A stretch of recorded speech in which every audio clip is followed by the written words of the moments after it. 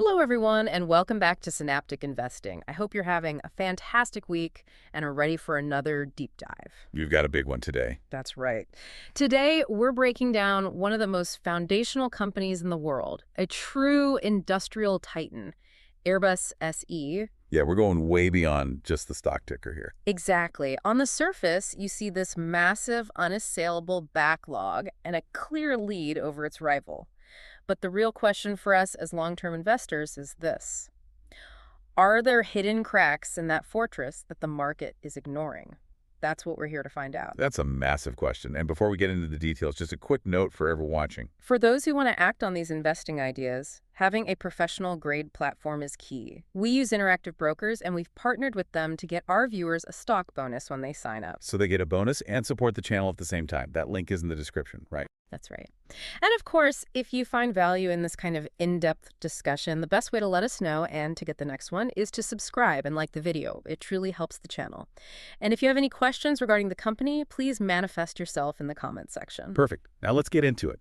Pillar number one, the business model. Where does the money actually come from? Okay, so to really understand Airbus, you have to adopt a very different time frame than most other companies we look at. Right. This isn't about the next quarter's earnings. This is an industry that operates on, multi-decade contracts. You're literally looking at the future of global travel being defined today. And our mission for this deep dive is to really get under the hood of that, to move beyond the headlines and understand the resilience of what is, for all intents and purposes, a true industrial duopoly. How did they build this fortress in the sky? And more importantly, what are the deep structural factors that give it such unparalleled visibility into the future? But that's where the core tension is, isn't it? Exactly. That's the central question. If Airbus is sitting on a decade-long guaranteed order backlog, which is a massive shield against any short-term volatility, and it has this competitive moat that is, visibly widening. Right, mostly due to competitor missteps. Yes, precisely. Yeah. So why isn't it priced like an absolutely immune, zero-risk asset? The market is telling us something. So we have to look beyond the big number, that huge order book, and into the deep structural quality, and maybe more importantly, the fragility that's hiding underneath that fortress. The fragile supply chain. That's the key. That distinction, the fortress versus the fragility, that's what makes it so fascinating. So let's start with the foundation, the business itself. Lay it out for us. When you first look at the revenue streams, it's actually pretty straightforward. It clearly shows you where the economic power is. About 72% of their total revenue comes directly from commercial aircraft. So that's the heart of the machine. That is the heart of the machine. It's responsible for the vast, vast majority of future earnings. And it's vital to get your head around the cash flow mechanics here because they are really unique. It's not like a subscription business or, a retail company. No, not at all. Airbus recognizes its profit and, more importantly, its cash flow upon the delivery of these assets. And these are not fast-moving goods. They are incredibly complex pieces of equipment. Some of them are worth hundreds of millions of dollars each. Which means the revenue is inherently lumpy, right? Yeah. It's all about specific delivery schedules, not a smooth monthly income. Exactly. But the stability, and this is the key, the stability comes from those long-term commitments, the contracts that were signed years, sometimes a full decade, in advance. And that lumpiness is sort of balanced out by the other divisions, which provide a kind of ballast. Right. You have defense and space, which brings in about 17% of revenue, and then helicopters, contributing around 11%. So why are these smaller segments so strategically important, especially for a European industrial champion? Because they directly align Airbus with massive, reliable, long-term government contracts.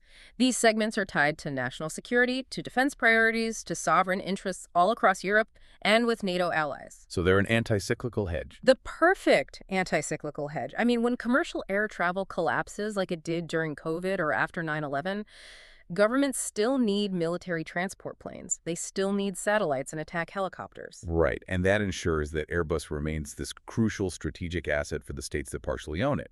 France, Germany, Spain. It basically guarantees ongoing support and stability no matter what's happening in the commercial market. Now, you distilled the core process down to 4 steps. Design, assemble, deliver, service. It sounds deceptively simple. It is. It's structurally simple to describe, but the operational complexity behind it is just staggering. I mean, we are talking about designing an aircraft that has to operate safely for 30 years. 30 years. assembled across dozens of final assembly lines in multiple different countries, using parts from literally thousands of specialized suppliers from all over the world. But if we pull back from that complexity for a moment, the endurance of this model, the reason we can talk about it in terms of decades, is guaranteed by the simplest force there is: demographics. Demographics and wealth creation. It's a bet on a fundamental human need, the desire to travel and connect. Precisely. We looked at all the major industry projections, and they are absolutely unanimous on this point. The entire global commercial fleet is projected to basically double in size by 2042. Double. That's not a small trend. That's a monumental shift in global infrastructure demand. It's huge. And you have to ask, where's that growth coming from? Is it just, more routes between New York and LA? No, not at all. The growth dynamic is heavily, heavily weighted toward the expansion of the global middle class. Particularly in Asia. Exactly. We're talking China, India, Southeast Asia.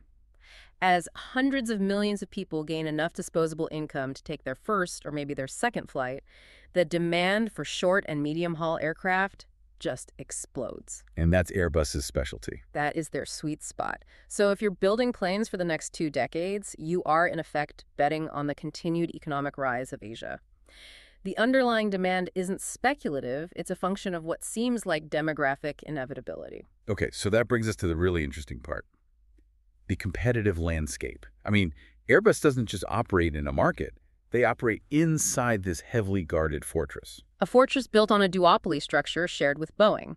Let's talk about that primary moat, the high barriers to entry. That barrier is foundational. And it's not just about how much money you can raise, it's about institutional credibility and time. Yeah. The most rigid barrier, the one that stops virtually all competition dead in its tracks, is regulatory capture. Let's unpack that. What does that mean in this context? Think about what it takes to get a complex, large commercial airliner certified by, say, the European Union Aviation Safety Agency, ESA, or the FAA in the U.S. We're talking years and billions of dollars just for the paperwork and the testing, aren't we? That's right.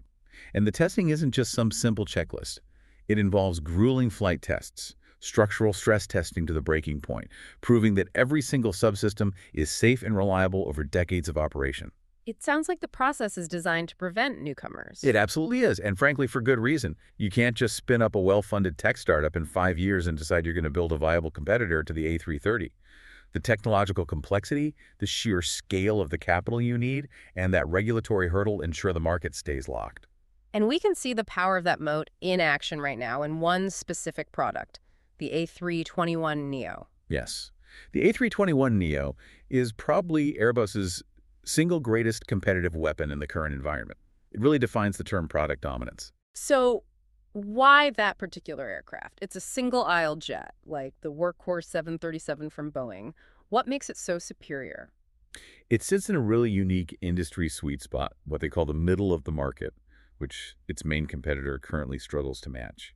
The A321neo offers this unbeatable combination of range, capacity, and crucially, fuel efficiency. It's bigger than the standard A320, or... Exactly. It can carry a high density of passengers, around 200, but the game changer is its range. It allows it to fly routes that were previously reserved for much larger, less efficient wide-body jets. So an airline could use it for a standard domestic hop, say, from Chicago to Miami, but also for a transatlantic route, New York to London. Precisely. It has the legs and the efficiency to handle those transcontinental routes, which lets airlines maximize how they use their fleet. They can do more with a smaller, cheaper, single-aisle aircraft. And that efficiency advantage has just been overwhelming. It's been a landslide. It's led to Airbus securing over 60% of the entire single-aisle market backlog. That is a staggering figure, especially when you consider the 737RX family is the traditional incumbent. That 60% backlog share is so critical. Yeah. Let's talk about the commercial consequence of that. How does it create what you call the classic switching cost trap for airlines? Okay, so put yourself in the shoes of an airline CEO. You're planning your fleet for the next 15 years. You run the numbers, and you see that the A321neo provides the absolute best unit economics for your key routes. So it's the most profitable plane for you to fly. By far. But if you don't already operate Airbus jets, you have a terrible choice to make. Option 1 is you accept an inferior substitute from the competition, which means higher fuel costs and less flexibility for a decade or more. Or option 2, you join the queue for the A321neo. And joining that queue means a 5, 6, maybe even a 7-year wait for a new plane. Precisely. And the pain of waiting, of having to make do with older, less efficient aircraft in the meantime, is still seen as less painful than operating a non-optimal fleet for a decade. So customers are willing to endure these massive waiting periods rather than switch. It demonstrates extreme customer switching costs. The cost isn't just money. The cost is time and opportunity cost. It's a massive lock-in. And if we zoom out, it really feels like this competitive moat is widening right now. Is this purely an Airbus success story, or is it also a competitor failure story? It's a combination of both, but the effect is undeniable. The moat is absolutely widening because Airbus has maintained relative stability. They've executed their production program smoothly. While their main competitor has faced profound quality control engineering and, frankly, reputational crises. Right. Think about the fallout from the MAX issues, the continuous delays to major programs like the 777X. Airbus has benefited immensely from just being this stable, predictable partner in a very unpredictable industry. And that perception of reliability translates into a deep-seated long-term advantage. It does. And those switching costs are reinforced by the enormous installed base. If you're a major carrier like Lufthansa or Air France, and you have 1,000 Airbus jets in your fleet. Your entire internal ecosystem is built around that fleet. Yes, it's institutional inertia in hyperdrive. Your pilots are trained on Airbus flight decks and protocols. Your mechanics have Airbus tooling, Airbus certifications. Your spare parts inventory, which is massive and critical, is geared toward Airbus. So to switch even a fraction of your fleet to the competitor would be an operational nightmare. You'd have to retrain thousands of personnel and essentially set up a parallel redundant maintenance infrastructure. That financial and operational costs just solidifies the advantage further than any single product feature ever could. This combination of factors, the regulatory, the technological, the customer lock-in, it makes me think of Charlie Munger's concept, the Lollapalooza effect. That is the perfect mental model to apply here. It's not just one moat, it's several reinforcing moats all working at the same time, creating this nonlinear competitive advantage. Exactly. If you tried to analyze Airbus based only on its economies of scale, its ability to spread costs over massive production volume, you'd miss the bigger picture. And if you only looked at the high switching costs, you'd miss the technological complexity that keeps potential disruptors out. It's the confluence. So let's list them again. First, you have regulatory capture, which is the unassailable gate. Right. Then you have economies of scale, which lets them constantly drive down unit costs, making it almost impossible for a smaller competitor to match their pricing. Then the high switching costs we just talked about, which lock customers in for decades. And finally, the underlying technological complexity. This requires specialized, decades-long industrial knowledge that you just can't buy or build quickly. So the Lollapalooza effect means that overcoming one of those barriers doesn't get you halfway to competing. No, it just gets you past the first hurdle, only to slam into 3 more reinforcing walls at the same time. It creates a nonlinear barrier. A highly funded startup might raise the $20 billion needed. But they can't buy a decades-long track record of safety. Or an institutionalized global service network that spans every major airport on the planet. And most importantly, they can't just buy the trust that's required by national regulators. That interconnected web makes the market virtually unbreachable. Okay, let's move from that structural analysis to the actual on-the-ground experience. What's the current scuttlebutt? What are the airlines and the people inside the company actually saying? Right now, airline sentiment is heavily skewed toward Airbus, especially for that A320neo family. And what's driving that? The consensus among airline executives is pretty clear. They prize reliability and fuel efficiency above almost everything else. In the airline business, as we know, margins are razor thin. They're measured in fractions of a cent per seat mile. Right, so a 1% gain in fuel efficiency translates directly into tens of millions of dollars in annual savings for a major carrier. And right now, Airbus is delivering that superior efficiency. And we shouldn't forget the passenger experience. It's a subtle point, but there's a real advantage in the A320 design. Yes, it's anecdotal, but it's often cited. The A320 family offers a measurably wider cabin width compared to the competing 737. Which allows airlines to install marginally wider seats. Exactly. And when you multiply that across hundreds of flights and thousands of passengers, it creates a small but persistent experience advantage. It's a subtle thing, but in a hyper-competitive market, every little advantage counts. Okay, now what about the view from the inside, from the employees who build this fortress? Internally, from everything we can see, the culture is strong. It's highly mission-driven. There's genuine pride in the product and in the industrial heritage of building something this significant. It's a source of national pride across multiple European countries. For sure. People who work at Airbus feel like they're building critical global infrastructure, Yeah. and they're right. But the very structure that gives it this stability, this multinational, state-aligned nature, that must create internal friction, right? It absolutely does. The consistent critique, which you hear across internal reviews and industry commentary, is about the immense bureaucracy and the slow decision-making. Because it's a multinational giant. With significant ownership stakes held by the French, German, and Spanish governments, among others. So every major strategic decision, from where to site a new factory to launching a new program, often requires balancing competing national interests, political priorities, and even employment guarantees. That sounds incredibly cumbersome. It must be like trying to get 3 different national parliaments to agree on the color of a safety vest before you can make a change on the factory floor. It can feel exactly like that. The result is painfully slow decision-making compared to a pure, singular corporate entity. But that inherent friction is the trade-off. It's the price you pay for the political protection and the stability that those state ties provide. It's a structural inefficiency that's kind of built into the foundation of the fortress. Okay, let's pivot to the leadership defending this fortress.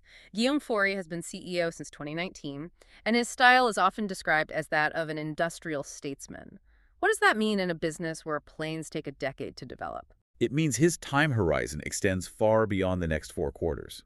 Faury's public messaging is heavily focused on 2 non-traditional corporate themes, decarbonization and sovereignty. And this isn't just PR. No, it's strategic necessity. Given those massive state ownership stakes, he has to align the company's goals with long-term European political, industrial, and environmental objectives. So he's playing this geopolitical and environmental chess game right alongside the traditional financial one. Why is that alignment so critical for him? Because the state owners are both his major customers on the defense and space side, and they're also his critical regulatory partners. So aligning with sovereignty means ensuring Europe retains its industrial independence in aerospace, which makes Airbus indispensable to those governments. And aligning with decarbonization. That means setting the strategic direction for the next 50 years, making sure they stay ahead of what will eventually be very stringent climate regulations. It's about future-proofing the entire enterprise. And we see this reflected in how management is incentivized, which goes beyond just standard profitability targets. Absolutely. While their bonuses are tied to core metrics like EBIT and free cash flow, they're increasingly linked to demanding ESG targets, specifically CO2 reduction milestones, and the progress of big projects like the Zero Hydrogen Initiative. So management gets rewarded not just for short-term deliveries, but for actually delivering on that decades-long strategic path that the European governments want. That's the idea. I did notice the low insider ownership. It's less than 1%. For investors who are focused on owner-operators, that's usually a big red flag. Does it matter as much here? It's a fair observation, and yes, it's very low compared to an American tech or industrial firm. But you have to put it in context. It's pretty typical for a sprawling European large-cap company with significant state shareholders. So the alignment comes from somewhere else. Exactly. In this context, the influence of management comes less from their personal stock ownership and more from their political capital, their industrial vision, and their ability to successfully execute against that industrial policy consensus. The low ownership doesn't mean a lack of long-term alignment. The state ownership stakes themselves enforce that alignment. Okay, let's talk about how management handles the corporate checkbook. This industry is so prone to massive global shocks, so a conservative, rational approach to capital seems vital. And their track record shows that discipline.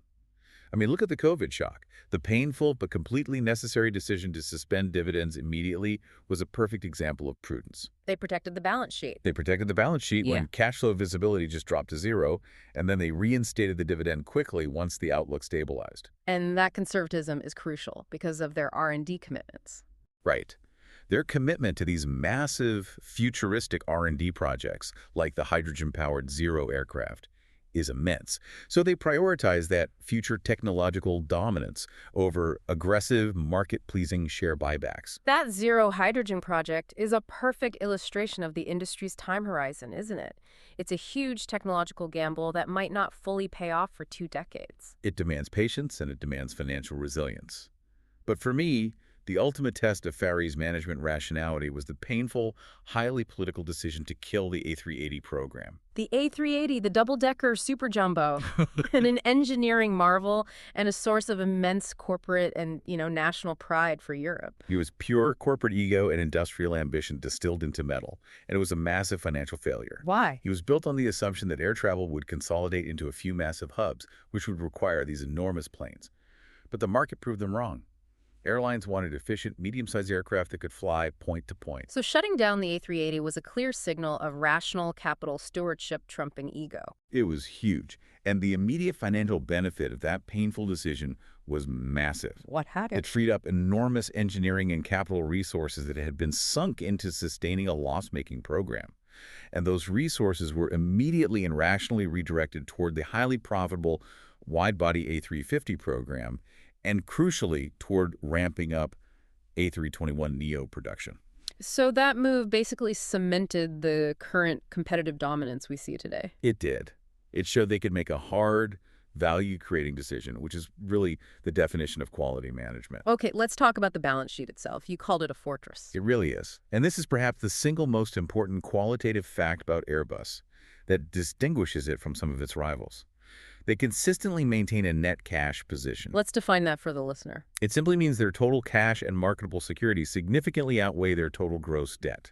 They have more cash in the bank than they owe. That's a huge distinction. Why is that net cash position so critical in this specific industry? Because it acts as a massive internal shock absorber. During a global crisis, air traffic stops, airlines face bankruptcy, and they immediately start delaying or trying to cancel plane orders. So the cash flow dries up. Exactly. That cash buffer means Airbus can absorb billions in delayed payments without having to panic, without having to seek emergency state aid or dilute shareholders. It gives them autonomy, resilience, and the ability to continue their massive R&D programs even when the world is freezing up. It's a core reason they survived COVID so strongly. No question. And their free cash flow generation is not only high, it's uniquely bolstered by a concept we really need to define: pre-delivery payments. Right, PDPs. Yes, pre-delivery payments are a game changer in aerospace finance. When an airline signs a contract for a plane that won't be delivered for 5 years, they make staggered payments leading up to the delivery date. So they're essentially financing a portion of the manufacturing costs themselves. Precisely. It's like Airbus is getting paid for inventory they haven't even built yet. That's incredible. It creates what's called a negative working capital cycle during good times. In almost any other manufacturing business, you spend cash building inventory before you get paid. For Airbus, the cash comes in first, years ahead of time. It's a tremendous structural advantage. Okay, finally on the financials, what's the story with return on invested capital, or ROIC? ROIC has been historically pretty volatile, mainly because of those immense capital expenditures. The launch costs for projects like the A380 and the A400M military transport, they weighed heavily on returns for years. But that's changing. It is. As the A320neo program reaches scale and those previous big investments are retired or written down, the trend is moving firmly and structurally upward. We are watching the returns on invested capital mature from massive upfront bets into steady, high-margin revenue streams. So we've established the foundation, the management quality, the financial fortress. Let's talk about the future. Where does the immediate earnings growth actually come from? It all comes down to execution on one single metric. Right. The production ramp-up. This is the single biggest operational lever for earnings growth for the foreseeable future. And the goal is to increase single-aisle aircraft production from about 50 per month. At a much higher rate of 75 per month. That jump from 50 to 75, that is a 50% increase in output. That's enormous when you think about the industrial complexity. It is the central operational challenge. And for you as an investor, success in executing this ramp-up determines whether the current premium valuation the market gives Airbus is justified. How so? If they reliably hit 75 aircraft per month, the earnings power increases dramatically, margins expand because of the improved scale, and frankly, the stock starts to look cheap. But if they stumble, if they only reach 60 or 65, the earnings growth stalls, and that multiple will contract significantly. This is where demand meets the harsh reality of the factory floor. Exactly. And it's not just about turning the final screws faster, is it? It means increasing the throughput of thousands of different components simultaneously across a global supply network. It requires flawless coordination. Across the entire ecosystem, you need to build and qualify new assembly lines. You need to hire and train thousands of highly skilled workers. The flow of every single component, from the landing gear to the smallest bolt, has to increase by 50% without compromising safety or quality. It is a monumental logistical undertaking. Okay, so we've talked about the margin of safety being this huge backlog durability. That order book of roughly 8,600 aircraft guaranteeing revenue for a decade. That visibility is the envy of virtually every other industry. It takes the uncertainty of future demand almost completely off the table. But let me challenge that for a second. If we hit a really serious global recession, a repeat of the 2008 financial crisis, airlines start going bankrupt. Won't they just cancel those orders en masse? That is the natural fear, and it's the right question to ask. But the paradox is that those orders rarely get canceled, even in the most severe recessions. Why not? And that brings us back to that critical concept we called the slot advantage. Explain the monetary value of that production slot. Okay, in an environment where demand for the A321neo is soaring, and you have to wait 5 to 7 years for a new delivery slot, that slot itself becomes an asset of massive strategic value. It's like having a reservation at the most popular restaurant in the world. Exactly. An airline CEO knows that if they cancel their order today, even if they're struggling financially, they lose their spot in line. To reorder means waiting until the next decade.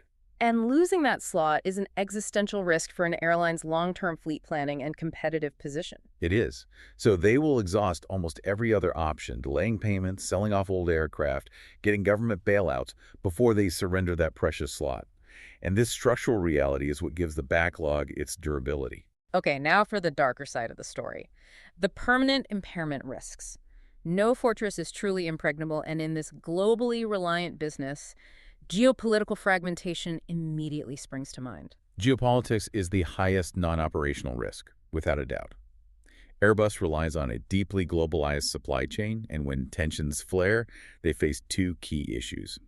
First, access to key strategic raw materials. Like titanium. Titanium has historically been the most prominent example. It's essential for engines and airframe components, and much of it traditionally came from Russian suppliers. So any reliance on an adversarial nation creates an immediate and severe supply risk. How are they mitigating that? They're diversifying rapidly and aggressively. They're relying more heavily on Western suppliers in Europe, the US, and Japan. But diversification takes time, it takes investment, and it takes qualifying new sources, which adds complexity and cost in the short term. And the second major geopolitical risk is access to critical markets, and one in particular looms large. China. China. Absolutely. The Chinese market currently accounts for around 20% of Airbus's deliveries, and it represents the single biggest source of future growth.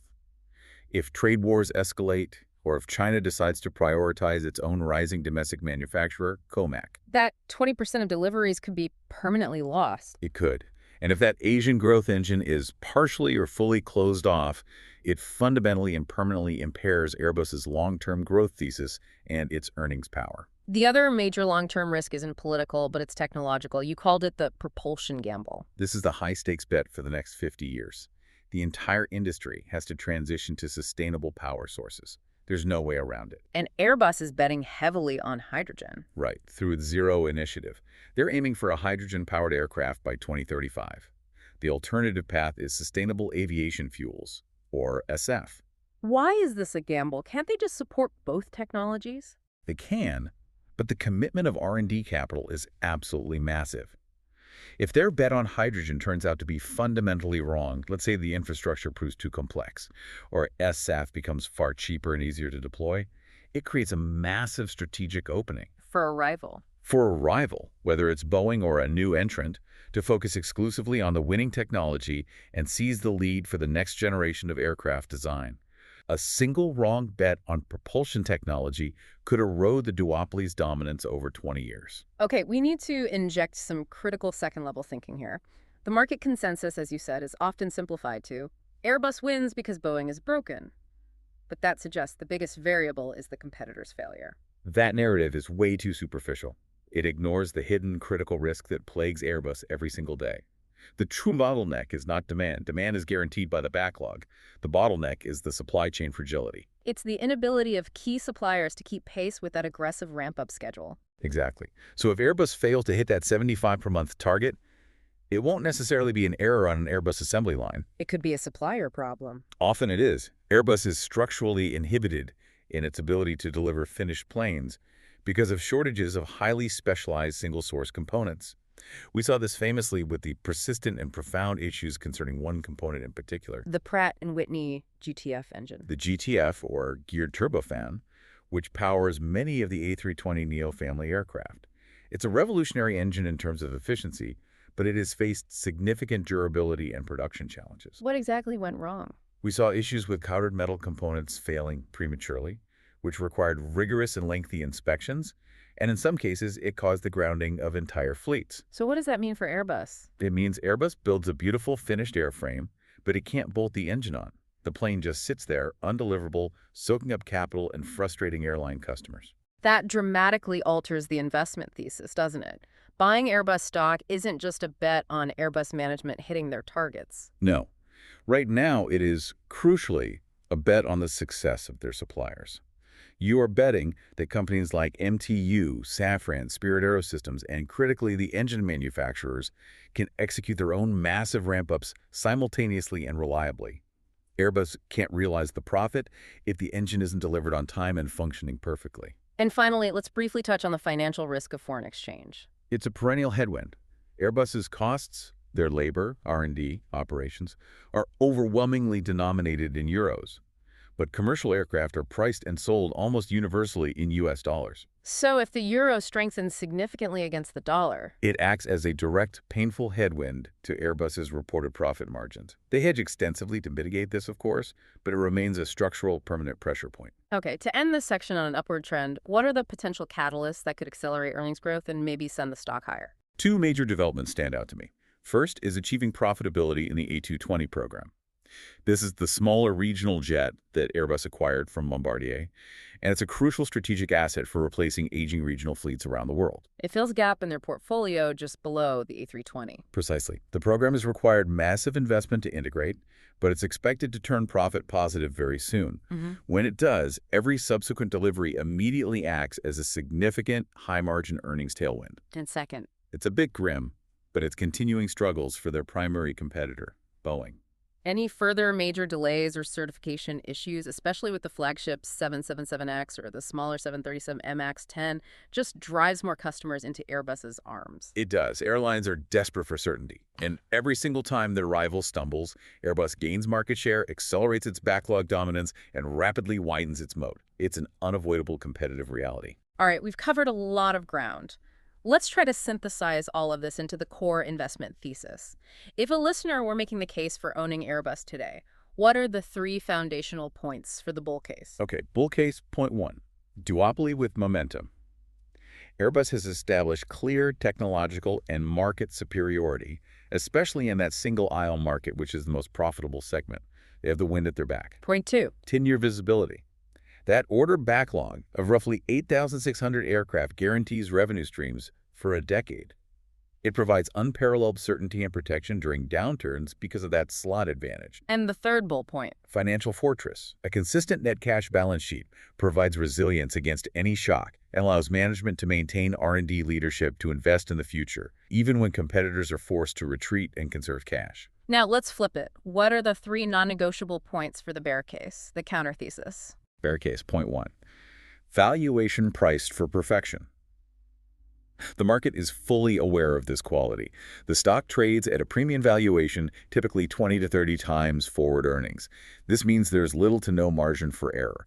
Any slip-up will be severely punished. Okay, point two for the bears. Supply chain fragility. As we just discussed, the execution risk on the ramp-up is the real bottleneck. If engine and part suppliers fail to deliver, Airbus's projected growth stalls no matter how strong the paper demand is. And finally, Forex risk. The constant financial exposure to a strengthening euro against the US dollar. It remains a structural risk that can erode margins, even if everything else goes perfectly. all right, now for my favorite part, the red team challenge. We have to challenge your own core assumptions. The argument we often hear is, Airbus is essentially a highly capital-intensive utility, not a true compounder. Let's invert the bull case. What if we are fundamentally wrong about the future of air travel? This inversion is absolutely essential. It forces us to look beyond the incremental risks and consider permanent paradigm-shifting impairment. The utility argument suggests that while Airbus is stable and necessary, it requires such massive continuous capital spending just to stay in the game that it ultimately limits its ability to generate truly explosive compounding returns.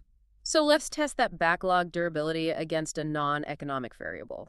We all assume air travel grows with GDP. But what if that link fundamentally decouples because of environmental pressure? That is the big what if. If air travel growth decouples from global GDP because of climate regulation, think about increased global carbon taxes, the punitive cost of AF, or widespread social pressure like flight shaming that encourages high-speed rail instead. Then that massive backlog could become a phantom order book. It could. Airlines might start canceling orders en masse, facing less penalty for losing their slot if the long-term demand curve is permanently broken. An investment today implicitly assumes a business-as-usual world for global travel extending all the way through 2035. And that is a truly massive, unstated assumption. Okay, what about the Eastern threat? We've acknowledged the rising Chinese competitor, COMAC, but it's often dismissed because it lacks a global network. And that assumption must be challenged aggressively. If the Chinese COMAC C919 achieves reliable mass production and, crucially, captures not just the domestic Chinese market, but expands aggressively into Southeast Asia, Which, again, is the primary global growth engine for the next 2 decades. then Airbus loses its biggest future market permanently. And that would fundamentally impair the growth thesis we are relying on, regardless of their dominance in Europe or North America. COMAC doesn't need to conquer the West to permanently cap Airbus's ultimate potential. So the ultimate question for the listener isn't just whether Airbus will deliver 75 planes a month in 2026. It's whether the entire paradigm of global air travel growth holds true through 2035. And whether the competition remains confined to the traditional manageable duopoly. That's the high-level strategic risk. You're buying a position in a 20-year global infrastructure bet. That brings us to the end of our deep dive into Airbus SE. I think the key takeaway is clear. This company represents a best-in-class industrial duopoly with superior balance sheet strength and decades of revenue visibility. It offers resilience in a deeply cyclical industry. But that supreme quality comes at a price. A valuation that demands flawless operational execution on that production ramp-up. And understanding a company like Airbus really means understanding the global infrastructure that powers modern society. The ability for you to travel, to connect, for goods to move quickly across vast distances. It all relies fundamentally on the stability and strategic direction of this duopoly. It's one of those companies that's just woven into the fabric of the modern world. It is. And as we leave you to mull over that tension between the fortress and the fragility of the supply chain, what is the final provocative thought you want to leave our listeners with? We've talked a lot about the rising threat of the COMAC C919. The traditional market focus has been on whether they can manufacture the planes reliably and cheaply. But I think the single greatest long-term variable that matters for Airbus's future isn't Boeing's recovery or the price of the stock or even the manufacturing rate. It's whether COMAC can solve the complex decade-long problem of building a trusted global support and maintenance network. But here's the inversion. Here is the inversion. If the C919 becomes reliable, does COMAC actually need that complex global service network if they only focus on dominating and servicing the high-growth Asian market? If they can successfully segment the world's air traffic into Western and Eastern operating spheres, the duopoly suddenly becomes a permanently fragmented triopoly. And that changes the investment thesis forever. A fascinating region-specific possibility to consider for the future of flight. Thank you for joining us on this deep dive. We'll catch you next time.